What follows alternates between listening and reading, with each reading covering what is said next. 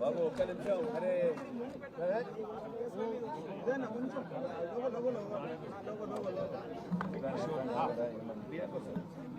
Sorry,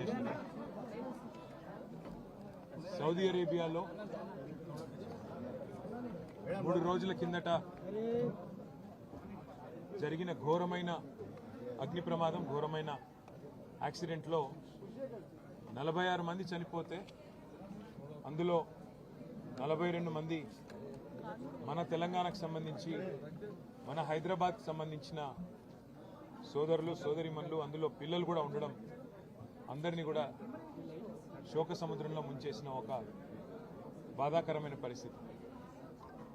ఇవాళ ఒకటే కుటుంబంలో ఇక్కడ ముషీరాబాద్ నియోజకవర్గం అడిక్మెట్లో ఒక్కటే కుటుంబంలోని 18 మంది సోదరులు, షేక్ నసీరుద్దీన్ గారి కుటుంబ సభ్యులు, అందులో దాదాపు 9 మంది చిన్నపిల్లలు అందరూ కూడా మరణించడం అనేది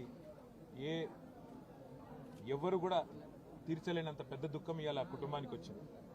అందుకే వారికి కొంత ధైర్యం చెప్పడానికి, వారితో పాటు తెలంగాణ సమాజం మొత్తం కూడా ఉన్నది. మేమందరం కూడా మీ బాధలో మేము కూడా ఉన్నాం, మీ బాధను మేము కూడా అనుభవిస్తున్నామని వారికి చెప్పడానికి, అట్లాగే వారి కుటుంబ సభ్యులు ఎవరైతే ఇవాళ సౌదీ అరేబియా పోయారో వారికి బాసటగా నిలబడడానికి మా బృందం కూడా ఒకటి సౌదీ అరేబియా పోయింది.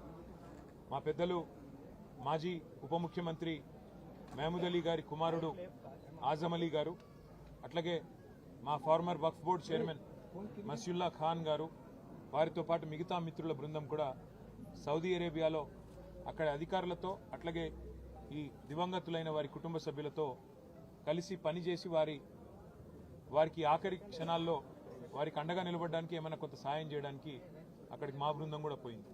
ఇవాళ వారి కుటుంబ సభ్యుల్ని ఇక్కడ పరామర్శించి వారికి ఏ రకమైన సహాయం కావాలి అన్న మా స్థానిక నాయకత్వం, మా ముఠా గోపాల్, మా ఎమ్మెల్యే గారు, అట్లాగే మా పెద్దలు మహమూద్ అలీ గారు, మా శ్రీనివాస్ యాదవ్ గారు, మేమందరం కూడా మీకు అండగా ఉన్నాము, మేమందరం కూడా మీకు అండగా నిలబడతాము.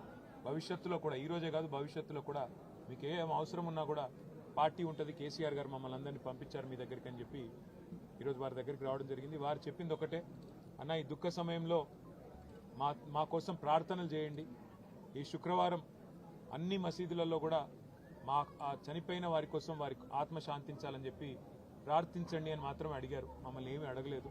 సరే, అక్కడ కొంత సాయం చేయండి, ఎంబసీ అధికారులతో మాట్లాడండి, తొందరగా ఏమైనా ఒకవేళ తేగలిగితే మిగతా భౌతిక కాయాలు అలాంటివన్నీ చేయగలిగితే చేయండి, లేదంటే అక్కడే అంతిమ సంస్కారం చేసే అవకాశం అక్కడే ఉంటే అక్కడే జరిగే విధంగా అధికారులతో మాట్లాడండి అని చెప్పారు. తప్పకుండా మా పార్టీ తరఫున మా గౌరవ ఎంపీలను కూడా మేము కోరుతాము. ఉన్నతాధికారులు, దౌత్య అధికారులు, భారత దౌత్య అధికారులతో కూడా మాట్లాడి వారికి అక్కడ సహకరిస్తామని చెప్పి కూడా చెప్పడం జరిగింది.